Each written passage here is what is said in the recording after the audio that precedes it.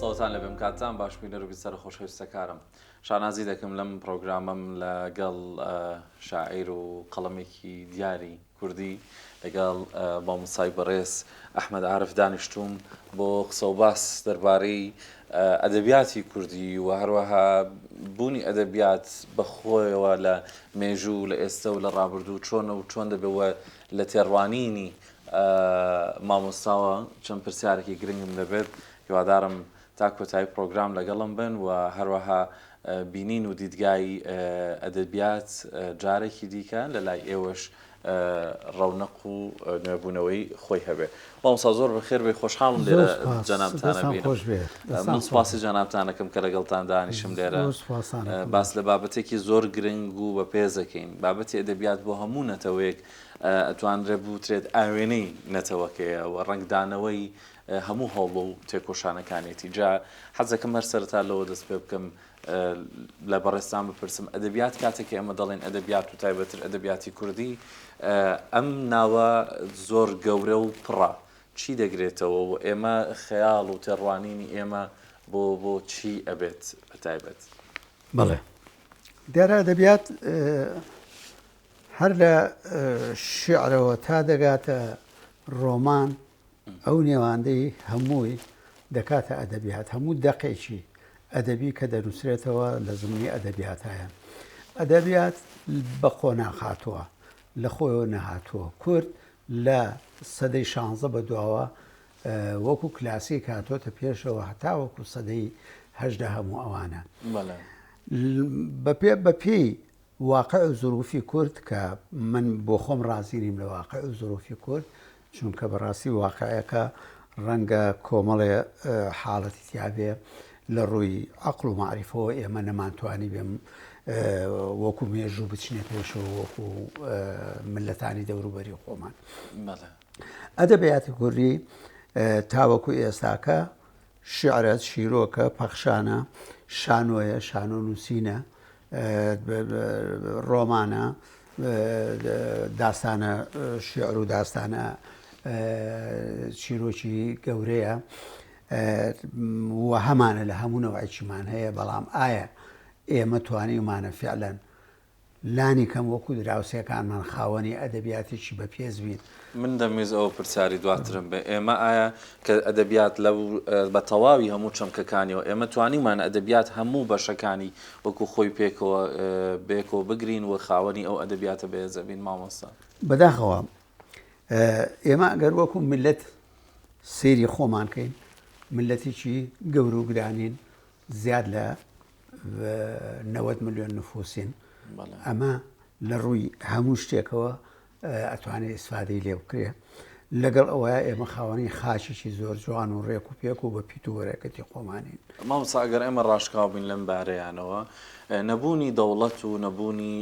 سێبەر و کیانێکی ئیداری کە لە چوارچەوەی وڵاتانی دەوڵەتانی تر بێ، ئەمە لایەنە کارگێڕی و ئیدارەکەیتی بەڕاستی جیاکاتەوە. بەڵام لایەنە نەتەوەیەکە و ڕۆحیەکە بۆ هەر نەتەوەیەکە کەسێک ئایا خۆ ئەمە بربەستێکی ئەوتۆ دروست ئەکات لەسەر ئەوەی کە کەسێک لە ناخی ئەدەبیاتێکی تایبەت بە هونەر و ئەدەبی وڵاتەکەی خۆی تیادا هەڵقوڵێت؟ من ئەڵێم بە پێچەوانەوە ڕەنگە هاندەرێکی باشتر بێ بۆ ئەوەی ئەدیبێک، نووسەرێک، خاوەن قەڵەمێک زیاتر کاریگەرانەتر ئەو شتێ بنووسێتەوە کە ڕەنگە نەیبێت و لە ئەدەبیاتەکەیدا جێی کاتەوە. لەبەرەوە ئێمە بۆ خۆمان لە ڕووی عەقڵ و معریفەوە نەگەیشتوونێتە ئەو خۆناغەی کەوا شان بەشانی تۆلستۆی و شان بەشانی گۆگڵ و گۆگۆڵ و لە شان بەشانی کۆمەڵێ مەحموود عەقاد و ئامانە بتوانین ئەو شتانە بنووسینەوە کە لە بوونمانە هەیە و وەکو ئەدەبیات پێویستمان. ئەدەبیاتی ئێمە بۆچی زیاتر هەستەکەم ئەمە ڕەنگە لە لای نخبەکانیش باماشەوە بێ، تەنیا کاتێک باسی ئەدەب دەکرێت ئێمە چاومان دەچێتە سەر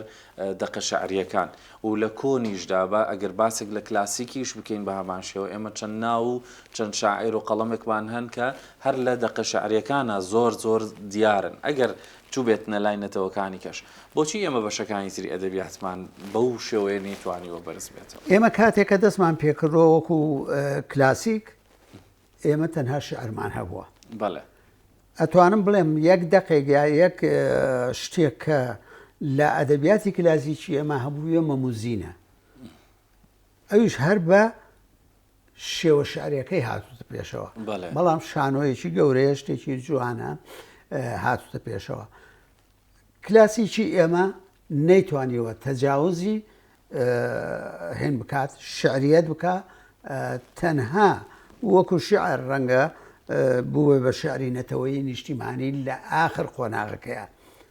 ئەجینا لە پێشە عیلاقی بە فەلسەفە و کۆمەڵایەتی و ئەدەبیاتی کلاسیکەوە بەس. ئێستا ئێمە ئەتوانین بڵێن لە دوای پەیدابوونی ڕۆمانسیەت و شعری لێرک و ئامانە ئێمە هەنگاوێت شوینەتە پێشەوە، بەڵام هەنگاوەکەی ئێمە لە شعرایە زیاتر. شعر ڕاستە سۆزە، بەڵام ئاسانتر دێتە وجودەوە، هەرچەنە ئەویش ئەگەر بێت و بتوێت شعرێ بێ شعرێکی پەسەند کراوی زۆرینە بە ئاسانی نهاتە پێشەوە ئەو سۆزە، بەڵام لای ئێمە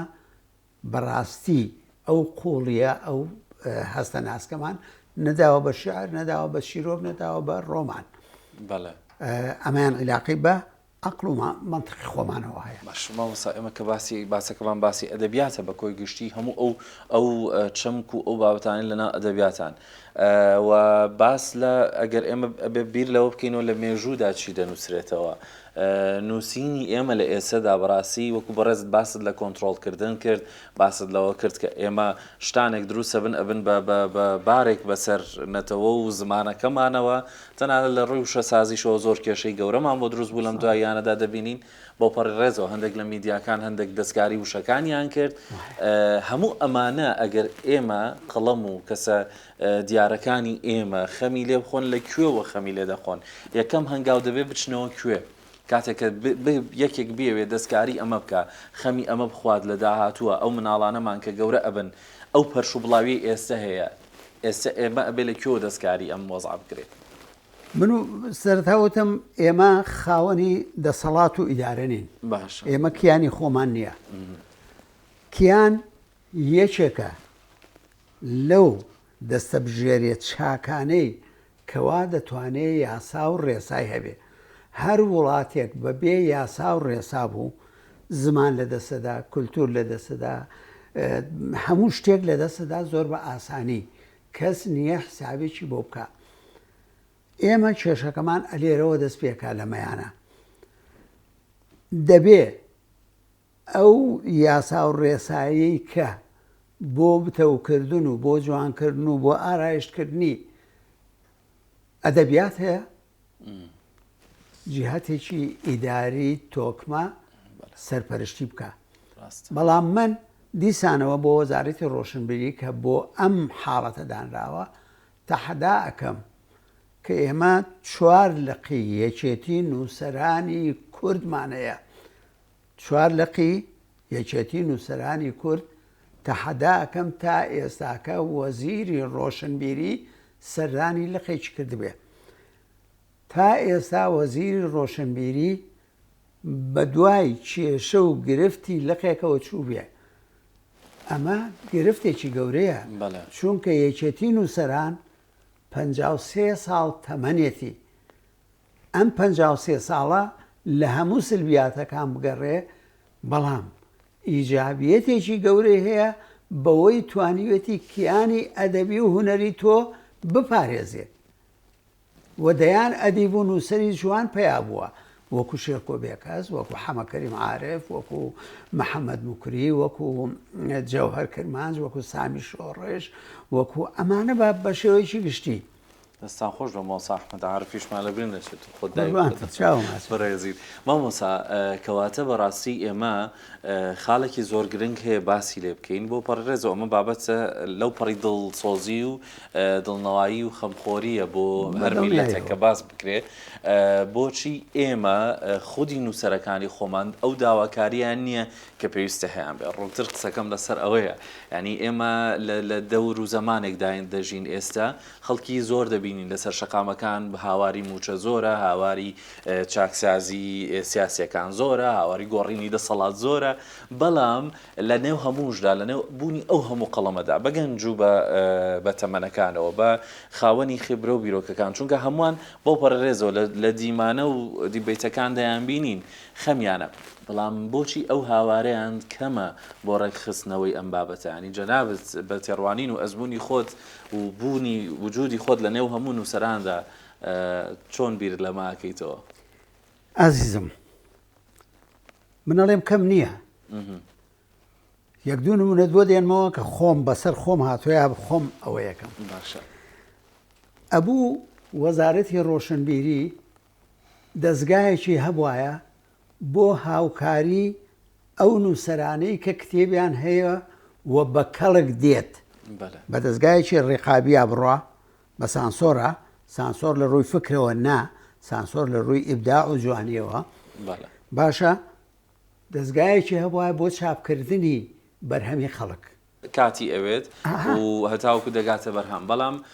من بەشێکی تری ئەوەی کە دەبینم بەدەر لەوەی بەڕێستان و کەسانی وەکو بەڕێستان ئەزمون و تەمەن و نووسینێکی تایبەتان هەیە لە ئێستادا، بەڵام دەبینین هەندێک گوشەسازی هەیە دەکرێت کە بەڕاستی ڕەنگە وەکو پێویست هەڵوێستی بەرامبەر نەکرێت، داڕشتنەوەی وشەکان ببورە نەگوشە سازی و تەنانەت هێنانە ناوەی هەندێک وشە و بە پیتەکانیشەوە. بەڕاستی ئێمە لە نووسینە ئێستا بە هۆکاری بوونی ئامێرە زیرەکەکان لە گەنجمان هەیە، من ئاگادارم نازانێت پیتەکان لێک جیاکاتەوە بە بۆنەی لاتینیەوە لی تێکچووە، پیتە ئینگلیزیەکان پیتە عەرەبیەکان تێکەڵ کراون بە ناو یەکە. ئەمانە شتانێکن کە بەڕاستی ڕەنگە پێویست بە هەڵوێستبوونێکی تر دەکا و پێم وابێ هەر لە چوارچەوەی ئەو هەوڵانی جەنابتە کە باسیەکەی چۆن بگاتە بەرهەم. ئەمە لەسەر منە بیگەێنمە دەسەڵاتەکەم، کەسانێک کە توانایی دەسەڵات و ئیدارن، توانای دروستکردن لە ڕووی یاسایەوە لە ڕووی هەموو شتێکەوە ئەو دەسەڵاتەیە لەسەر منە بیگەێنم. بەڵێ باش شتێکی تریش باسکەین، ئەوە دەستخۆش دەبێت بگاتە جێگەیەکی معنی و دروستکردنی هەیکەلێکی ئیداری و هەندێک پێویستی تری دەبێت. شتێکیکە کە لەلام گرنگە بەڕاستی لەگەڵ جەنابتان باسی کەم لە چوارچەوەی ئەدەبیاتە، ئایا نووسەر یاخۆ قەڵەم تەنیا تایبەتمەندی ئەوەی هەیە کاتێک کە دەڵێن ئەمە شاعیرە و تەنیا دەقێکی شعری دەنووسێت، خودی هەمان ئەو کەس و ئەو بیر و هزرە هونەری و ئەدەبیە ئەو قەڵەمە ناتوانێت دەقێکی تری نووسراوی کەما بۆسە، چونکە ئێمە ڕوونتر بڵم لە شانۆیە و بەڕێزیش دەرباست کرد لە شانۆ و ئێستا لە سەردەمی پێشکەوتنی ئێستا و هەندێک گۆڕانکاری باشەیە لە درامەکانیشمانە، ئێمە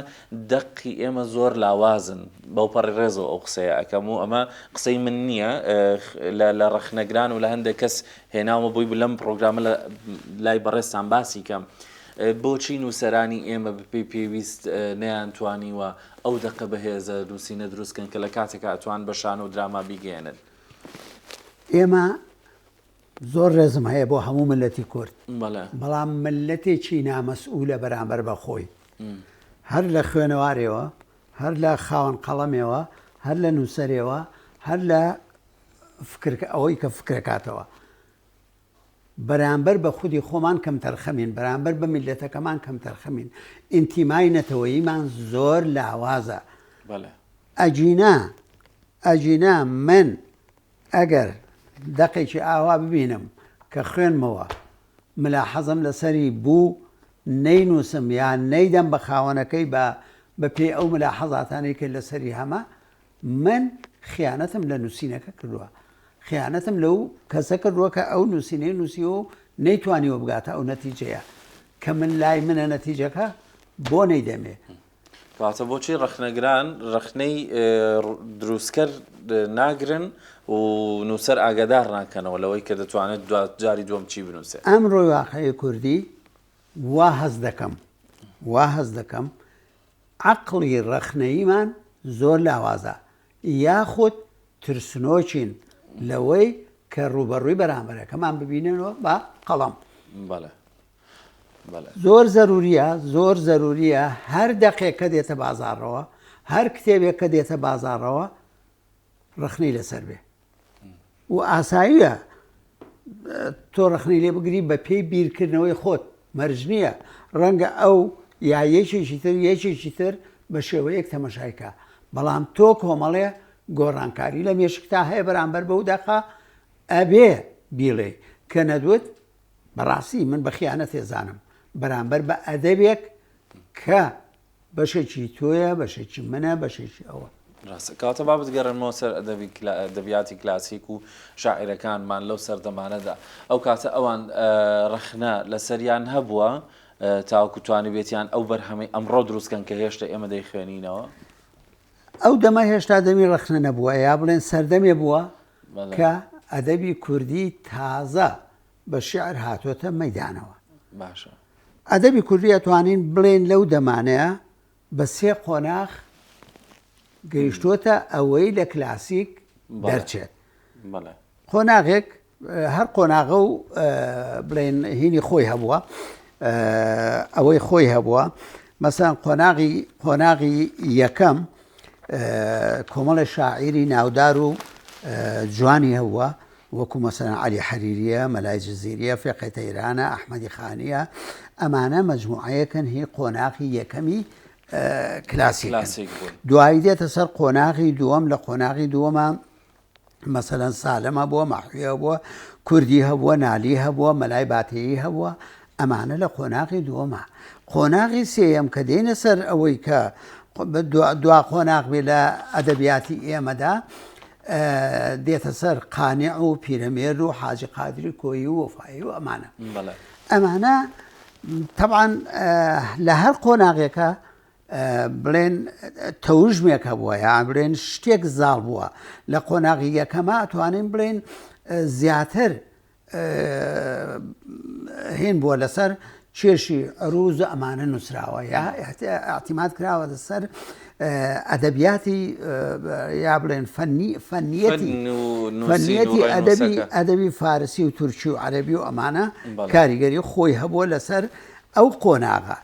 قندەکە دێتە قۆناغی دووەم دێتە سەردەمی بابانیەکان و ئەمانە کە کورد ئیماراتی هەبووە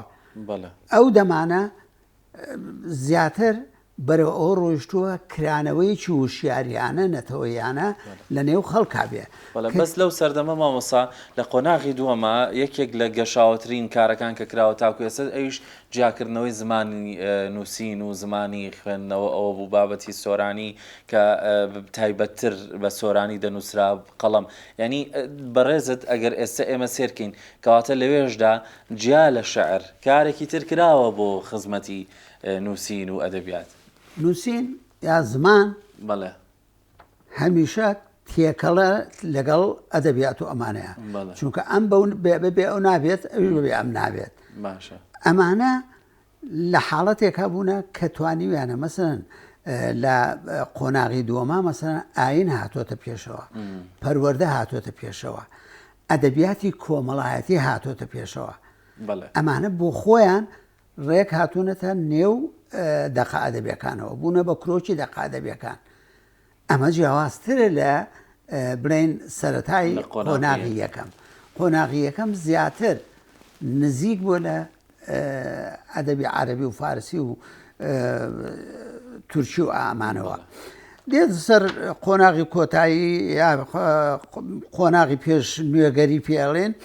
ئەم قۆناغا بۆ خۆی ئەمیش بەهۆی نزیکبوونەوەی لە سیاست کە قۆناغی ئەخیر نزیک بۆتەوە لە سیاست و گۆڕانکارە کۆمەڵایەتەکان دوو حاڵەتن تێکەڵ بە یەکە بن دیاردەی ئەم شعرانە لە قۆناغی سادەی و ساکارەوە ئەگۆڕێت بۆ قۆناغی وشیاری نەتەوەیی و بەرەنگاربوونەوەی تەعادا نیشتیمانیەکان کە لە کورد کراوە کاتە قۆناغی ئێستەمان هەوڵی چی ئێات مامۆستا قۆناغی ئێستەمان قۆناغی دەوڵەتە من لەگەڵ ئەوەدا نیم کورد نەزانێ کە ئەم قۆناغێکە ئەبێ هەوڵی تیا بدرێ بۆ بە دەوڵەتبوونی تۆ چیت نوقسانە بەس پێم بڵێ چی نوقسانە لەوەی کە دەوڵەتێکی تر هەیەی زەویت هەیە خاکت هەیە سەروەت و سامانی دنیات هەیە کە خەڵک چاوی تێبڕی و لێش لە دزێ باشە برا نەتەوەت هەیە ملەتت هەیە کلتورێکی پڕ و پارێزراویشمان هەیە چوارچێوەیەکی نەتەوەی زۆر باشت هەیە زمانت هەیە وەکو هەر زمانێکی تر کە ئەتوانی تەعاملی پێ بکەیت بۆ دەوڵەتە نەوێ بۆ تۆ ئەم هەلە لە دەست خۆتە دەیت بەڵێ ماوەسا ئەرکە سەرەکیەکە جەنابە بە هیکێ ئەبینی ئێمە ئەگەر دیسان لە مێژووە لە سەردەمی فەڕەنسا هونەرمەندەکان هاتن لە جامخانەی کەنیسەکانە ئەو ڕەوتە ئاینیان شکان لە تورکیا لە لای ئەتاتورک و ئەوان هاتن گەورەترین هەنگاویان نا هەموو کتێبخانەی تورکیان گۆڕی کردیان بە پیتی عەرەبیان لابرد لەبەر ئەوەی کردی ئێستا ئەرکە سەرەکیەکەی کێ سیاسیەکانمانن یان نخبەکانمان ئەرکی سەرەکی خوێنەواری کووردە ئەو کەسێ ئەتوانێت قەڵەم بگرێتە دەست ئەو کەسێ ئەتوانێت فکر بەخش بکا بە ناو خەڵکە بۆ ئەوەی کەوا ببین بە خاوەنی دەوڵەت پێویستمان بە فکری نەتەوەییە پێویستمان بە خەبات و تێکۆشانی نەتەوەییە پێویستمان بەوەیە ناسیۆنالیست بین من سیرەکەم خەڵک پێعی بە ناسیۆنالیست بێ نا بەعکسەوە من ئامادەم تا سەر ئێسخان ناسیۆنالیزم هەتاکەم بە دەوڵەت با منیش وەکو عالەمە دەوڵەتم هەبێ بۆ عەرەب ناسیۆنالیست نین بۆ تورک ناسیۆنالیست نین هەمویان هەر بەو ڕێچکە بۆ شێوازە گەیشتون ئەی باشە ئەی بۆ من حرام بێ یەکاکە خۆ هەموو تورک 30 ملیۆنە منی کورد 100 ملیۆنم هەموو فارس ناگاتە 6 ملیۆن هەموو عەرەب بەس عەرەب بە هەمویان لە من زیاترن بەڵام لە عێراق ئەوش بە چەند دەوڵەت ئەوش بە هەموو دەوڵەتەکانیان بەڵام لە عێراق هەر بەقەد منە بۆ من دەوڵەتم نەبێ بۆ من کە داوای دەوڵەت کەم ناسیۆنالیستم بۆ ئەوان دەوڵەتیان هەیە و تەعەداش لە خاک و هینی منەکەن نخبەی ئێمە بەپێی پێویست داوای بوون بە دەوڵەتەکات بەپێی پێویست کێشەمان لەمە هەیە من ڕۆژانە لەگەڵ دەیان برادرە لە دەرەوەدا ئەنشم و ئەم مناقەشەیەم هەیە خەڵکی ئێمە مەیوسە بێئومێدە ئەم بێئومێدیە خەتەرێکی گەورەیە چونکە بێئومێدی لە شت نادگەێنێ بە نەتیجە دەستەوەدانی لە دوایە نادگەێنێتە نەتیجە تەسلیمە بی بە واقعەیەکی زۆر تاڵ بەڵام دەبێت خوێنەر و خاوەن قەڵەم و خاوەن فکری ئێمە هەمیشە لە هەوڵی ئەوەدا بن کەوا ئومێدێکی زۆر جوان بۆ خەڵکەکە دروستکەن و نەخشەی ئەوەدا ڕێژن لەسەر چ ئاساسی ئێمە داوای دەوڵەت بکەین من لەگەڵ ئەوەدانیم بە شەڕ داوای دەوڵەت بکەین لەگەڵ ئەوەدانیم ملەتێکی تر بسڕمەوە لە پێناوی خۆمە ملەتی خۆم بە هەموو پێداویستیەکانی ملت بوونیەوە دەبێت دەوڵەتی هەبێ بەڵێ کاتە بەرەو کۆتایی پرۆگرامەکەش ڕۆم سەردەمی ئێستا دەزانین کە لە سەردەمی تەکنۆلۆژیا و لە سەردەمی ئینتەرنێتی ژواتێ پەڕین ئەچینە هاتینە بابەتی AI کە شتێکمان بۆ دروست بوو لە بری ئێمەش بیر ئەکاتەوە ئێمە تەنیا سەردێڕەکانی پێ دەڵێین و هاتنی تەواوی پلاتفۆرمەکان کە ئێستا جێگەی گۆڤار و زۆربەی نووسراوەکانی گرتەوە ئێوە وەکو ئەزمموی خۆتان وەکو بینینی خۆتان چۆن دەبینن کورد دەتوانێت لە نێو ئەم هەموو پێشکەوتنیا و لە کاتێکە کە خۆشی بەشدارە لە پێشکەوتنەکان ئەتوانێت سوود لەمانە ببینێ و چۆن ئێمە دەتوانین هەنگاوەکانی داهاتوومان بە کام ئاڕاستەیە بنێرین چونکە بەڕاستی ئێستا جیاوازی بڵاوکراوەکان زۆرن لە چاوجارانە و گەیاندنی دەنگیش بە کەسانێک کە ئەمانەوێ لە چاوجاران زۆر ئاسانترە چونکە ڕەنگە ئێمە کەسێک بمانەوێت دەنگمان پێی بگا خۆشمان بەبێ ئەوەی خۆمان ئاگامان لێ بێ ئەو بینی بێتیشی و گەشی لێ بوو بێ لەم سەردەمە و لەم پێشکەوتنی ئێسێمە چۆن توانین سوود ببینی ئێمە تەنها بە یەک گرتوویە توانین سوود ببینین بەڵێ ئەم سەردەمی پێشکەوتنە هیچ ڕێگەمان لێ ناگرێ بە عکسەوە ڕێگەمان بۆ خۆشەکە بە مەرجێک ئێمە بتوانین لە ئاستی ملەتەکەمانە کوردانە بیر بکەینەوە نەک حیزبیانە بیر بکەینەوە یاخۆ گروپ بیر بکەینەوە پێویستە ئێمە وەکو کورد وەکو نەتەوە وەکو خودی خۆمان وەکو پێداویستیەکانی ژیانی خۆمان بیر بکەینەوە مامۆستا ئەبێ لە کۆتایی ئەوە بڵم بەڕێستان وەکو شاعیر و قەڵەمێکە تەمەنێکە لە ناو فکر و لە ناو وشەی کوردی دادەژین ئەوە پەیامتان چییە بۆ گەنجەکان بۆ داهاتوو وە ئەو مەترسیە گەورەیە چییە کە لەسەر ئەدەبیاتی کوردی دەیبینن؟ من یەکێ لە پەیامەکانم ئەوەیە کەوا گەنجێکی کورد کە گەیشتە ئاستی ئەوەی کە ئەتوانێ زمانەکەی خۆی و زمانێکی تر بزانێ هەوڵدا بەرهەمی ئەدەبی ملەتەکەی خۆی وەرجێڕێ بۆ زمانی ئەو بەر لەوەی کەوا هەوڵدا بەرهەمی ئەو بێنێ بۆ خۆت چونکە بەرهەمی ئەوان بە زۆری هاتووەتە ناو ئێمەوە ئێمە ئەو تەقسیرەمان کردووە بەڵام تکایە هەوڵدان هەرچی بەرهەمی کوردی باشتان دەسەکەوێ وەری جێڕنە سەر زمانەکانی تر و هەوڵدەن تا ئەتوانن زمانەکانی تورکی فارسی کورد عەرەبی کە دراوسەی ڕاستە و خۆی ئێمەن ناڵێم شتی تر کە دراوسەی خۆ ڕاستە و خۆی ئێمەن ئەم زمانانە بزانن زەروریە بۆ ئایندەی کورد. مامۆستا من زۆر خۆشحاڵ بووم لەگەڵ جەنابتان دانیشتم سپاسانەکەم و تەمەند درێژ بن ئینشاءالله دەست و خام و پەنجەی زێڕنگتان هەر بمێنێ ئینشاءالله و چەندین نمونەی تری لێ بێتەوە. ئەم پرۆگرامە بۆ من زۆر بەچێژ بوو و هیوادارم دڵنیام بینەرەکانیشم دیدگە و بیرکردنەوە و ئاڕاستەیان دەگۆڕێت چونکە هەمومان پێویستمان بە گوێگرتنە بەڕاستی پێویستمان بەوەیە کەسێک ئاڕاستەماکە و ئەوەش بە دڵنیایەوە هەر لە نووسەران و لە کەسانی بەڕێزستان ئاسا چاوەڕوان دەکرێت. ئەگەر وتەیەک وشەیەکت مابێ من نەمپرسی بێ باسیکەن فەرمون کات بۆ ئێوە. من حەزەکەم یەک هینێ بدەم تێبینیەک بدەم هەست دەکەم دنیای ئەدەب و هونەری کوردی لە تیڤەکانە لە کەناڵەکانە فەرامۆش کراوە. پێم خۆشە ئەگەر پێتان دەکرێت بەرنامەتان هەبێ بەرنامەی ئەدەبی هونەری لەگەڵ زۆر لە ئەدیب و هونەرە باشەکانمانە بۆ ئەوەی کە بتوانن پەیامێ بگەێنن بەو خەڵکی کامان. دەستان خۆش بە زۆر سپاسانەکەم جارێکە مامۆستا ئەحمەد عارف و بەڕێزیان کە ئەو پەیامەکە بۆ ئێمەش گەیشت و هەرچەنە ئێوارەی سلێمانی زۆر هەوڵمانداوە و خۆشبەختانە لەگەڵ زۆربەی نووسەر و قەڵەمەکان ئامادە بوون لە لامان بەڵام زیاتر و زیاتر پێویستە و بە هەندی وەردەگرم. زۆر سپاس بۆ جەنابتان زۆر